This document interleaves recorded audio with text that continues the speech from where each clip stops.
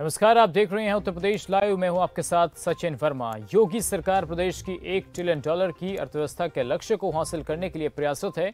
इसी कड़ी में सीएम योगी समेत 16 मंत्री 20 देशों का दौरा कर 10 लाख करोड़ रुपए का निवेश लाएंगे। दरअसल यूपी के आर्थिक विकास को गति देने के उद्देश्य से योगी सरकार ग्लोबल इन्वेस्टर समिट 2023 को सफल बनाने में जुटी है। सरकार की नजर देश और विदेश के बड़े निवेशकों पर है, जिनके साथ एमओयू कर यूपी में बड़े प्रोजेक्ट शुरू हो सकें और स्थानीय स्तर पर रोजगार के नए अवसर पैदा हो सके। इसके लिए विदेशों में यूपी की ब्रांडिंग की जाएगी। अंतर्राष्ट्रीय शहरों में निवेशकों के साथ बैठकें होंगी। मुख्यमंत्री के साथ जाने वाले मंत्री भी अलग अलग दिन विदेशों का दौरा कर कंपनियों के शीर्ष अधिकारियों से मिलेंगे और यूपी में निवेश की अपार संभावनाओं के बारे में भी बताएंगे। हर समूह में 2 मंत्री होंगे। 18 नवंबर से 20 दिसंबर तक ये दौरे चलेंगे। ग्लोबल समिट अगले साल लखनऊ में 10 से 12 फरवरी तक होना है।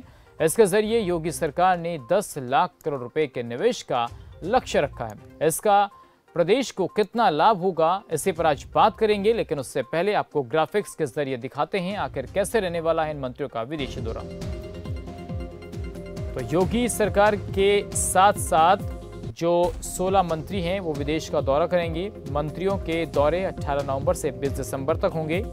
10 लाख करोड़ का निवेश लाने का लक्ष्य रखा गया है। सीएम योगी अमेरिका और ब्रिटेन का दौरा करेंगे। उप मुख्यमंत्री केशव प्रसाद मौर्य नीदरलैंड और पेरिस का दौरा करेंगे। आईटी मंत्री योगेंद्र उपाध्याय भी केशव मौर्य के साथ रहेंगे। उप मुख्यमंत्री Brajesh Pathak Mexico city, Brazil, Argentina जाएंगे। उनके साथ मत्स्य मंत्री संजय निषाद भी रहेंगे। विधानसभा अध्यक्ष सतीश महाना का टोरंटो, मॉन्ट्रियल, वैंकूवर और लॉस एंजलिस का दौरा होगा। उनके साथ पशुधन मंत्री धर्मपाल सिंह भी रहेंगे। वित्त मंत्री सुरेश खन्ना दुबई के अबू धाबी जाएंगे। Nandagopal Nandi Munich, Brussels, Stockholm, Port Louis और जोहान्सबर्ग जाएंगे। साथ में लोक निर्माण मंत्री जितिन प्रसाद भी होंगे। आशीष पटेल और पर्यटन मंत्री जापान और दक्षिण कोरिया जाएंगे। स्वतंत्र देव सिंह और अरविंद कुमार शर्मा सिडनी, सिंगापुर और बैंकॉक जाएंगे। सूर्य प्रताप शाही और मंत्री बेबी रानी मौर्य इजराइल के प्रमुख शहर तेल अवीव जाएंगे। लक्ष्मी नारायण चौधरी और अनिल राजभर पोर्ट लुइस व जोहान्सबर्ग का दौरा करेंगे। तो ये दौरा है योगी ब्रिगेड का। जिस तरीके से आपने देखा, 16 मंत्री विदेश का दौरा करेंगे। 18 नवंबर से 20 दिसंबर तक ये दौरे होंगे।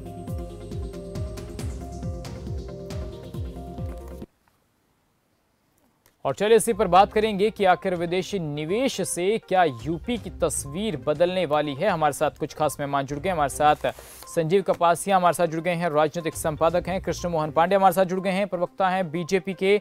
अभिषेक वाजपेयी प्रवक्ता समाजवादी पार्टी। विजय उपाध्याय वरिष्ठ पत्रकार भी हमारे साथ इस चर्चा में शामिल हो गए हैं। आप सभी मेहमानों का बहुत बहुत स्वागत।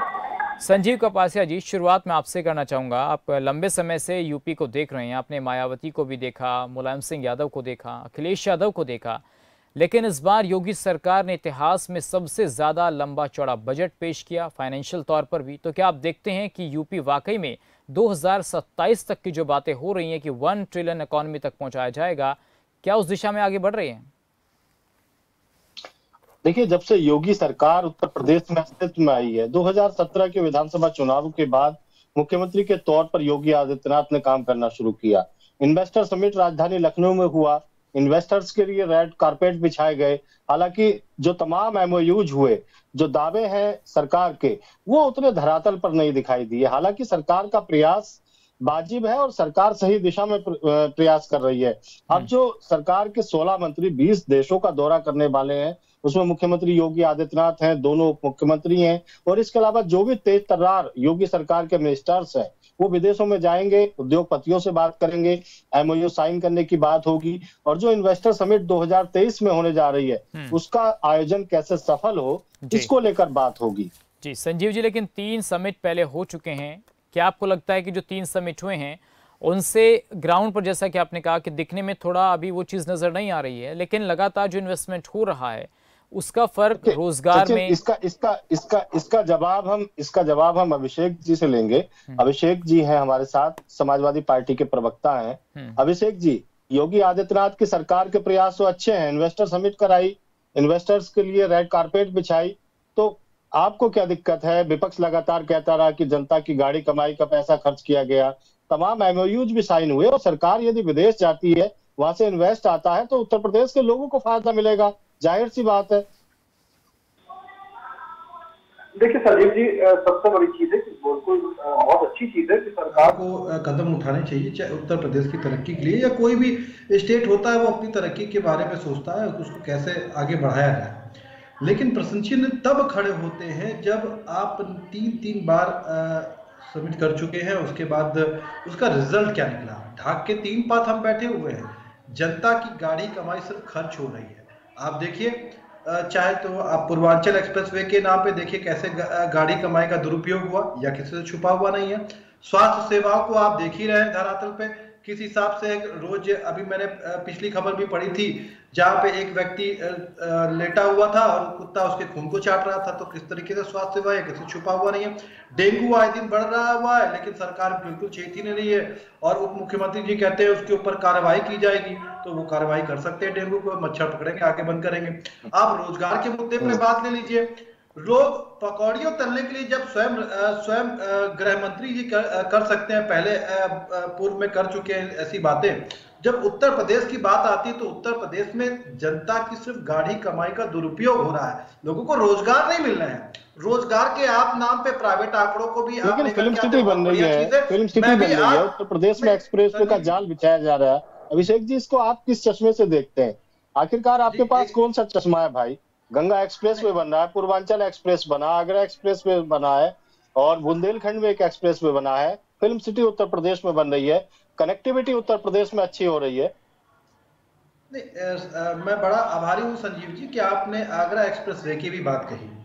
और आदरणीय अखिलेश यादव जी द्वारा कई सारे ऐसे प्रोजेक्ट हैं जिनको किया गया और आज उन पर कोई एक उंगली नहीं उठा सकता है। आप चाहे 1090 की सुरक्षा का 1090 की बात कर लीजिए, चाहे 102 की बात कर लीजिए, चाहे एक्सप्रेसवे की बात कर लीजिए, चाहे किसानों के लिए बाजार बनाया गया उन पे बात कर लीजिए, चाहे बिजली विभाग की जो 33,000 करोड़ रुपए की जो बाकायदा बिजली विभाग के लिए जो उन्होंने 3 थर्मल प्रोजेक्ट पास किए थे उस पे आप बात कर लीजिए। वो अखिलेश जी द्वारा काम किए गए, वो दिख रहा है। आज उन्होंने ठोक पीट करके काम किया हुआ, लेकिन कभी ये बात नहीं आई कि पूर्वांचल एक्सप्रेस, आप पूर्वांचल एक्सप्रेसवे की बात कर रहे थे, आप चले जाइए बुनियादी सुविधाएं क्या है, या किसी से छुपा हुआ नहीं है। लेकिन प्रश्न चिन्ह कब खड़ा होता है? जब प्रधानमंत्री जी स्वयं बुंदेलखंड एक्सप्रेसवे का उद्घाटन करने के लिए आते, यशस्वी प्रधानमंत्री जी, यशस्वी सोचिए, वो बुंदेलखंड एक्सप्रेसवे का उद्घाटन किया, एक पहली बारिश में बह गया। उसके बाद आप देख लीजिए पूर्वांचल एक्सप्रेसवे पे कितनी घटनाएं रोज आए दिन होती हैं, जहां पे लोग अगर तड़प तड़प के मर रहा होता है व्यक्ति तो उसको एम्बुलेंस सेवाएं तक उपलब्ध करानी नहीं है। कौन सी सेवाओं की आप बात करेंगे? सुरक्षा के मुद्दों के नाम पे आप देखिए 5 बहनें बेटी जो है वो किस हिसाब से चल रहा है। कृष्णमोहन जी, सरकार यदि बेहतर प्रयास करती है, इन्वेस्ट उत्तर प्रदेश में हो और तमाम उद्योगपति उत्तर प्रदेश का रुख करें, लेकिन आपके जो साथी हैं, विपक्षी साथी, वो तो कह रहे हैं जनता की गाड़ी कमाई का पैसा आप फिजूल में खर्च कर रहे हैं। आपको बता दूं सचिन जी, यही उत्तर प्रदेश था। मैं अपने मित्र को क्या बताऊंगी, इन्होंने कहा कि जो पैसा जनता की गाड़ी कमाई है उसका गलत दुरुपयोग किया जा रहा है।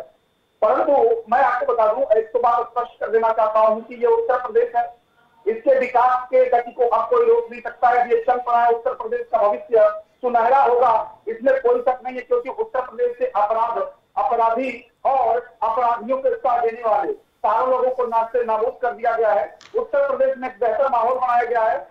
तो यही उत्तर प्रदेश था जहाँ पे इन्वेस्टर आने से पहले 5 बार उत्तर प्रदेश का नाम सुन के ही डरते थे, 5 बार विचार करते थे, परंतु आज उत्तर प्रदेश है जहाँ पे 3 बार समिट होने से बड़ा इन्वेस्टमेंट उत्तर प्रदेश में आया। जैसे अपना प्रारंभ किया है रोजगार। कृष्णमोहन जी, मेरे मित्र, मेरे भाई, मुझे लगता है कि आप अभिषेक जी बात पूरी होने दीजिए। अभिषेक जी, हमारे साथ और भी गेस्ट हैं, विजय जी के पास चलेंगे। अभिषेक जी एक बार जरा सुन लीजिए, पूरी होने दीजिए। अभिषेक जी सुन लीजिए कृष्णमोहन जी क्या कह रहे हैं। जी कृष्णमोहन जी, यही उत्तर प्रदेश था जहाँ पे मैंने पैसा ही किस तरह के भर्ते मिलती कराकर और किस तरह से फर्जी तरीके से रोका उत्तर प्रदेश की जनता की गाड़ी।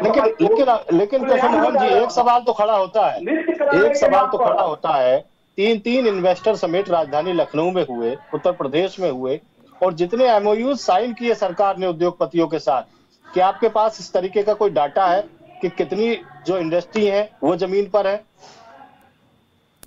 देखिए, हम आपको बता दें, लगभग 3.5 लाख करोड़ से ऊपर के इन्वेस्टमेंट जो है वो धरातल पर है और एक बहुत बड़ी मात्रा में लोगों को रोजगार दे रहे हैं। और हम प्रयास कर चुके 2 साल जो कोरोना का काल रहा है, इस काल में दुनिया में डिबेट पे हूं मैं, बाद में कॉल करता हूं। भारत में आने से उनकी गाड़ियां बन गई और भारत में आने से जो साइन किए थे, अरे आप इन्वेस्ट पे बात करिए। दुनिया और उत्तर प्रदेश एक नए धारा की तरफ चल पड़ा है। चलिए ठीक है, आप कोरोना पे चले जाएंगे। विजय जी हमारे साथ, कृष्ण मोहन जी आपके पास लौटेंगे। विजय उपाध्याय है, वरिष्ठ पत्रकार हमारे साथ, और उत्तर प्रदेश की सियासत और उत्तर प्रदेश की सरकारों को बड़े करीब से देखा है विजय जी ने। विजय जी, आपने बहुजन समाज पार्टी की सरकारें देखी, आपने समाजवादी पार्टी की सरकार देखी 2012 से 17 तक, और अब योगी सरकार 2.0। तो एक बात तो इनमें माननी पड़ेगी कि योगी आदित्यनाथ की सरकार ने जो इन्वेस्ट के लिए प्रयास किए हैं, जो निवेश के लिए प्रयास किए हैं, चाहे वो इन्वेस्टर समिट करा के किया हो, भले ही एमओयू जितने साइन हुए हो धरातल पे वो चीजें ना ही हो, लेकिन फिर भी प्रयास तो सरकार का सराहनीय है ना। नहीं, सिर्फ प्रयास ही नहीं हुए हैं बल्कि इन्वेस्टमेंट भी हुआ है। और जो पहला इन्वेस्टर समिट हुआ था जिसमें 5.25 लाख करोड़ रुपए के एमओयू साइन हुए थे, इसमें 2 लाख करोड़ से ज्यादा का निवेश उत्तर प्रदेश में हुआ है, ऐसा सरकार की तरफ से बताया गया। निवेश हो रहा है उत्तर प्रदेश में, खास तौर पे देखिए कोरोना के बाद जिस तरह से चीन में हालात बदले हैं, तो बहुत सी कंपनियां चीन से के बजाय भारत की तरफ आ रही हैं। उसमें कुछ उत्तर प्रदेश भी आना चाहती हैं, कुछ आ रही हैं, कुछ ने अपने प्रपोजल पेश किए हैं। तो इन्वेस्टमेंट तो बहुत जरूरी है, क्योंकि उत्तर प्रदेश की जो इंडस्ट्री थी, चाहे वो कानपुर की इंडस्ट्री हो या मेरठ की इंडस्ट्री हो या नोएडा की इंडस्ट्री हो, तो कानपुर सबसे पुराना है। इस यहाँ की पूरी जितनी इंडस्ट्री है उसको लेफ्टिस्टों ने खा लिया। इतनी स्ट्राइक कराई कि सेंट्रल गवर्नमेंट की जो कॉटन मिलें थी, लाल इमली और दूसरी, वो बंद हो गई, और जो जूट मिलें थी वो भी बंद हो गई। तो ये तो बहुत बड़ा दुर्भाग्यपूर्ण काम किया वामपंथियों ने और पूरा बर्बाद कर दिया कानपुर को। मजदूर बदहाल हैं वहां के। और नए दौर में कांग्रेस के जमाने से नोएडा शुरू हुआ, तो नोएडा में फर्स्ट फेज में जो इंडस्ट्री आई थी वो चली नहीं, क्योंकि उसमें मकसद ही लोगों के दूसरे थे। और बहुत लंबे समय तक उत्तर प्रदेश में बहुत सेक्टोरियल डेवलपमेंट था, यानी कि पश्चिमी उत्तर प्रदेश में सर्टेन इंडस्ट्रीज थी, लेकिन मध्य उत्तर प्रदेश और पूर्वी उत्तर प्रदेश में इंडस्ट्री नहीं थी। और इंडस्ट्री न होने के कारण हमारे यहाँ के जो स्किल लेबर है, बहुत बड़े पैमाने पे जो कोरोना में सामने भी आया, करीब 40 लाख लेबर तो आ गए जिनका रिकॉर्ड हुआ। जो रिकॉर्ड नहीं हुआ हम मानते हैं कि वो भी 10 लाख कम से कम रहे होंगे।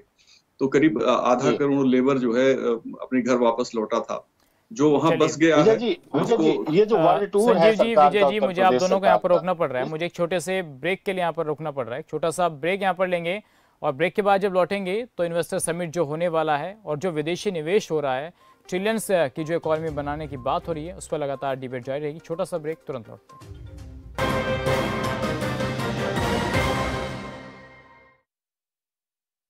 क्या आप दुबले पतले कमजोर हैं, आपकी सेहत नहीं बनती, भूख कम लगती है, वजन नहीं बढ़ता? दरअसल मेन बात खाना नहीं है, मेन बात है खाया पिया लगना। और अगर खाया पिया लगेगा ही नहीं तो आपकी सेहत बनेगी कैसे?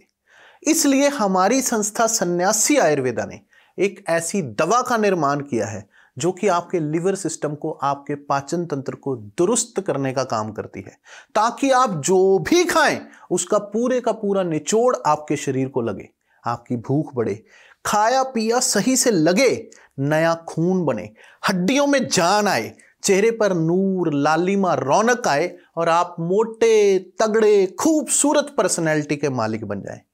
100% आयुर्वेदिक दवा होती है, इसका शरीर पर कोई भी साइड इफेक्ट, कोई भी नुकसान या दुष्प्रभाव नहीं होता। लड़के लड़कियां दोनों इसका इस्तेमाल कर सकते हैं और पहले 15 दिन के अंदर ही आपको इसका असर महसूस हो जाएगा। सिर्फ 699 रुपए की पूरे 1 महीने की दवा होती है और आप इसे घर बैठे 011-45454545 पर फोन करके दवा मंगवा सकते हैं।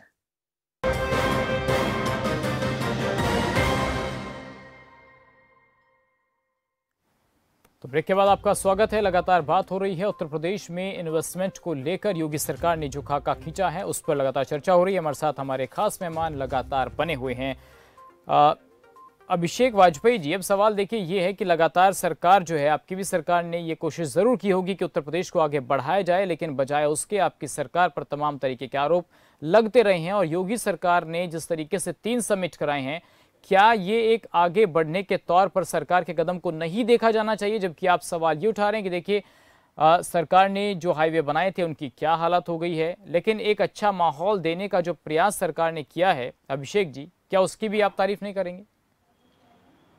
देखिए सर, सचिन जी, सबसे बड़ी बात यह है कि कोई भी सरकार हो, चाहे किसी भी प्रदेश की सरकार हो, वो हर अपने प्रदेश को आगे ले जाने के लिए काम करती है। और प्रश्न चिन्ह तब उठते हैं जब उसकी क्वालिटी पे देखती है। मैंने उदाहरण के तौर पे अभी हमारे संजीव जी ने बात कही, तो मैंने पूर्वांचल एक्सप्रेसवे का भी बात कही और मैंने बुंदेलखंड एक्सप्रेसवे की भी बात कही। देखिए, काम करता, जैसे आगरा एक्सप्रेसवे को आप ले लीजिए, ठोक बजा करके कितनी बार उस पर मरम्मत का काम होता है, कितनी बार चीजें दिखती हैं। ठीक है, उन्होंने जो बहुत बात जो काम किया गया वो बेहतर तरीके से काम किया गया। आज हमारा टॉपिक है उत्तर प्रदेश सरकार का जो वर्ल्ड टूर है, जिसमें मुख्यमंत्री भी शामिल हैं, दोनों डिप्टी सीएम हैं, तमाम मंत्री हैं। किस तरीके से देखते हैं इस वर्ल्ड टूर को आप और समाजवादी पार्टी खास तौर से? संजीव जी, आपको याद होगा कि अभी कृष्ण मोहन जी बोल रहे थे, तो याद होगा कि जब आदरणीय अखिलेश यादव जी ने एक समिट कराई थी मुंबई में, महाराष्ट्र में कराई थी, तो बड़े सारे लोगों ने प्रश्न चिन्ह उठाए थे और स्वयं हमारे बड़े भाई विजय जी ने भी इस चीज पे प्रश्न चिन्ह उठाए थे और उसको भी उन्होंने इस बात को भी कहा था।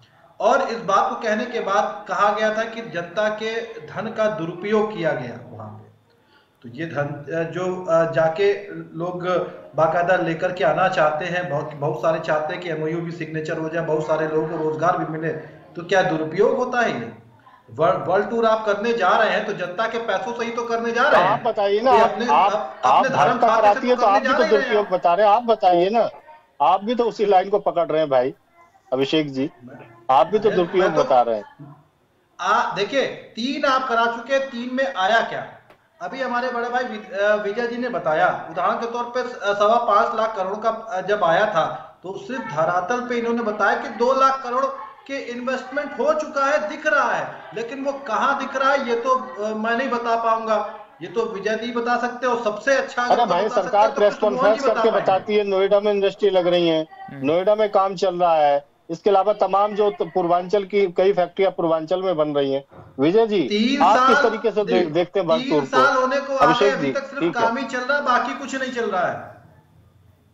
अरे अंतिम स्टेज पे है भाई नोएडा की कई फैक्ट्रियां। दुनिया में कोई भी देश अगर विकास करता है तो उसमें बहुत जरूरी है कि निवेश ज्यादा हो, और निवेश के लिए अगर आपके पास पैसा नहीं है तो आप दूसरे से निवेश करने के लिए कहें, और सरकार यही करने जा रही है। क्योंकि उत्तर प्रदेश में जो रेवेन्यू है इतना ज्यादा नहीं है कि सरकार लाखों करोड़ रुपए लगा कर इंडस्ट्री खोले और फिर आईएएस अफसरों के हवाले कर दे, उसमें काम अच्छा हो या बुरा हो। क्योंकि अपराध और तमाम जो सरकारी जो इंडस्ट्री रही है वो उसका अनुभव अच्छा नहीं है। तो प्राइवेट इंडस्ट्री को बढ़ावा देना, उससे रोजगार को बढ़ावा देना, ये पूरी दुनिया में चलन में है। और 1991 में जब भारत ने विश्व व्यापार संगठन के उस पर हस्ताक्षर किए थे, तब से आप देखिए बहुत सिनेरियो बदला है, बहुत चीजें बदली हैं। ताइवान का उदाहरण सामने है, दक्षिण कोरिया का उदाहरण सामने है, सिंगापुर का उदाहरण सामने है, और दुनिया के तमाम देश ये विदेशी पूंजी से ही फले फूले हैं और आगे बढ़े हैं। और चीन का भी जो डेवलपमेंट है वो यूरोप और अमेरिका के पैसे इन्वेस्ट हुए वहां, तो चीन आगे बढ़ा। तो बहुत जरूरी है कि बाहर की अच्छी टेक्नोलॉजी आए और अच्छे इंडस्ट्री आए, एक अच्छा एटमॉस्फेयर बने। और ये जो आरोप लगाते हैं लोग कि भाई ये पैसे का दुरुपयोग है, लेकिन मुझे लगता है कि ये गलत आरोप है। पैसे का दुरुपयोग नहीं। अगर आप इन्वेस्टमेंट को बुलाने जाते हैं तो वो पैसा पूंजी लाके आपके राज्य में लगाएंगे, यहाँ फैक्ट्री लगाएंगे या कोई इंडस्ट्री खोलेंगे, लोगों को रोजगार देंगे, तो सैलरी आपको मिलेगी, टैक्सेस आपको मिलेंगे, बिजली पानी का जो इस्तेमाल करेंगे उसका पेमेंट आपको करेंगे, तो उससे आपकी आय बढ़ेगी। अब दुनिया इतनी व्यापक हो गई है कि आप केवल आप अपने बलबूते पे कोई काम नहीं कर सकते हैं। इन्वेस्टमेंट बहुत ज्यादा हर जगह चाहिए होता है। दूसरा, अब ग्लोबल वर्ल्ड है। आप सिर्फ अगर कहें कि नहीं हम यूपी के दरवाजे किसी के लिए नहीं खोलेंगे तो आप कुछ कर नहीं सकते हैं। आप बहुत पिछड़े हो जाएंगे, क्योंकि यूपी में कोई मिनरल की इंडस्ट्री नहीं है कि यहाँ आयरन ओर की खदान है या कोयले का बहुत बड़ा भंडार है, जिप्सम है, अभ्रक है या एल्युमिनियम का भंडार है। ऐसा कुछ नहीं है उत्तर प्रदेश में। एग्रीकल्चर लैंड है यहाँ ज्यादातर, और या फिर बैरन लैंड पड़ी हुई, खाली जमीनें पड़ी हुई है। तो यहाँ इंडस्ट्री खाली एग्रीकल्चर के भरोसे नहीं आगे बढ़ सकती। इस बात को सभी को समझना पड़ेगा। ठीक है कृष्ण मोहन जी, आपके जो 16 मंत्री विदेशों का दौरा करेंगे, आखिरकार खाका क्या है उनके पास? विदेश में जाएंगे, उद्योगपतियों से बात करेंगे, तो आखिरकार समझाएंगे क्या? क्योंकि उत्तर प्रदेश का जो सिनेरियो है, उत्तर प्रदेश की जो छवि है अंतर्राष्ट्रीय लेवल पर, पहले चाहे कुछ भी किसी तरीके की रही हो, तो क्या कुछ तो तैयारियां की होंगी मंत्रियों ने, सरकार ने? देखिए संजीव जी, मैं आपको स्पष्ट कर दूं, यही उत्तर प्रदेश था जहां पे हर तीसरे चौराहे पे आपको एक हत्या, लूट, बलात्कार की घटनाएं मिल जाती थी। अखबार के पन्ने खोलिए तो सिर्फ और सिर्फ समाजवादी और बसपा के सरकारों में अपराध दिखता था, परंतु सिनेरियो बदला पूजी हो गया। अब तो दूसरी बार सरकार है भाई, अब तो 5 साल पूरे कर चुके हो। कृष्ण मोहन जी, मुझे लगता है आपको समझने की जरूरत है। आज भी आप अखबार खोलेंगे तो बलात्कार की घटनाएं दिख जाएंगी, हत्या की घटनाएं दिख जाएंगी। उसके बावजूद आपका ऐसा परपंच चल रहा है, यह तो बड़ा हास्यास्पद है। परंतु आज का समय यह है कि सारे अपराधी जेल के आज के ही पेपर में, आज के ही अखबार में बाकायदा 3 हत्याओं का जिक्र है और 4 से 5 बलात्कार का जिक्र है। तो क्या आज का पेपर आप खोलना भूल गए क्या? जरूरत होती है, एयरपोर्ट की जरूरत होती है। अभिषेक जी, हो जाने दीजिए उनकी बात। 5 एयरपोर्ट दिए तो 27 हवाई पट्टियां दिए, तो उत्तर प्रदेश में 5 एक्सप्रेस मिल दिए और लगभग। अरे आप अपनी तैयारियां बताए ना भाई। अरे कृष्ण मोहन जी, मैंने पूछा कि अपनी तैयारियां तो बताइए। आप पुरानी सरकारों का रोना शुरू कर देते हैं। आप बताइए ना, आपके 16 मंत्री यदि विदेश जाएंगे तो कुछ तो तैयारी करके गए होंगे, कुछ तो तैयारी करके जाएंगे, कुछ तो थोड़ी बहुत तैयारी की होगी प्रदेश को लेकर, इंडस्ट्री को लेकर, एमओयूज को लेकर, प्रेजेंटेशन को लेकर। सबसे बड़ी बात यह है कि कितना खर्चा करके आएंगे, कितना खर्चा। संजीव जी, सबसे बड़ी बात यह खर्चा कितना करके आएंगे, यह देखने वाली बात होगी। अभिषेक वाजपेयी अपना भी दौर याद कीजिए, जब आपके मंत्री एम्स्टर्डम घूम रहे थे। और एक बात हो, दुनिया के मानक से उत्तर प्रदेश आज साथ चल रहा है। तो जो इंडस्ट्री आप यूरोप में लगाते हैं, यदि उत्तर प्रदेश में लगाते हैं, तो उत्तर प्रदेश और देश, उत्तर प्रदेश में एक बड़ा बाजार है और हम बाजार का अपने प्रयोग भी कर सकते हैं। सरकार आई है तब से रुपया कहाँ पे पहुंच गया, धरातल में या किसी से छुपा हुआ नहीं है। आपको बाजार भी मिलेगा। जी विजय जी, कृष्ण मोहन पांडे जी, जरा सुन लीजिए अब एक बार। विजय उपाध्याय, जब से मोदी जी आए तब से रुपये का स्तर और दिन ब दिन गिरता चला जा रहा है। ठीक है, अच्छा विजय जी बताएंगे। विजय जी, दोनों प्रवक्ता तो आपस में आरोप प्रत्यारोप लगाते रहेंगे। आप बताइए, आप एक बहुत सीनियर पत्रकार हैं विजय जी, क्या समझते हैं कि यदि मंत्री विदेश जाएंगे तो हमारे जो मंत्री हैं उनके पास प्रेजेंटेशन होगी, वो उद्योगपति से मिलेंगे, उनसे बात किस तरीके से रखेंगे? उत्तर प्रदेश सरकार की जो योजनाएं हैं उद्योग को लेकर, जैसे सिंगल विंडो सिस्टम है, जैसे उत्तर प्रदेश में बेहतर माहौल देने की कोशिश, जैसे उत्तर प्रदेश में कानून व्यवस्था के प्रति सरकार की मंशा है, तो ये तमाम चीजें रहेंगी ना उसमें विजय जी? देखिए, इस पूरे जो ग्लोबल इन्वेस्टर समिट है जो फरवरी में होने वाली है, इसके लिए सरकार ने बहुत जबरदस्त तैयारी की। इसीलिए टीम बनाकर और पूरी दुनिया के कई देशों में इंपॉर्टेंट जो डेस्टिनेशन है जहां से इन्वेस्टमेंट आ सकता है, वहां पे जा रहे हैं। पिछला जो इन्वेस्टर समिट था वो हमारे भारत के जो उद्योगपति हैं उनको आकर्षित करने के लिए था, और इस इन्वेस्टर समिट में चूंकि टारगेट बड़ा है, 10 लाख करोड़ के निवेश की बात सरकार ने लक्ष्य रखा है, और इसके लिए उन्होंने एक बाकायदे पूरा प्रोग्राम बनाया है, एक तरीके से स्ट्रेटजी बनाई है कि हम इंडस्ट्रियलिस्ट को, जो इन्वेस्टर हैं, उनको क्या बताएंगे कि यूपी में लॉ एंड ऑर्डर बेहतर हुई है, यूपी में बिजली की सुविधा बेहतर है, यूपी में हम लैंड आपको देंगे, जमीन देते समय हम आपसे स्टैंप ड्यूटी चार्ज करेंगे, किस तरीके से करेंगे, क्या फैसिलिटीज देंगे, कनेक्टिविटी बेहतर हुई है, एनवायरमेंट क्लियरेंस कैसे करेंगे, कैसे देंगे, और जो दूसरी सहूलियतें हैं, बिना सहूलियत के कोई आके इन्वेस्टमेंट नहीं करता है। और ये पूरा खाका वहां रखेंगे। इसके लिए बाकायदे कई दौर की उत्तर प्रदेश सरकार ने बैठकें की हैं, पूरा पीपीटी तैयार किया गया है, पावर पॉइंट प्रेजेंटेशन तैयार किया गया है, और वो वहां पे जाके उन लोगों को बुला के उनको समझाएंगे कि आपके लिए कैसे उत्तर प्रदेश का डेस्टिनेशन बहुत ही यूजफुल हो सकता है आपकी अपनी इंडस्ट्री के लिए। बिल्कुल विजय जी, एक बड़ा सवाल है कि एक पूरी प्रेजेंटेशन तैयार की गई है और इस तैयारी के साथ ही जो तमाम मंत्री हैं विदेशी दौरे पर रहेंगे। आप सभी मेहमानों का हमारे साथ इस चर्चा में शामिल होने के लिए बहुत बहुत धन्यवाद। तो आज का बड़ा सवाल यही था कि आखिर यूपी में इन्वेस्टर्स को लेकर जो दलील दी जा रही है उसका लाभ उत्तर प्रदेश की जनता को कितना होगा, ये देखना काफी अहम होगा। आज के लिए बस इतना ही। नमस्कार।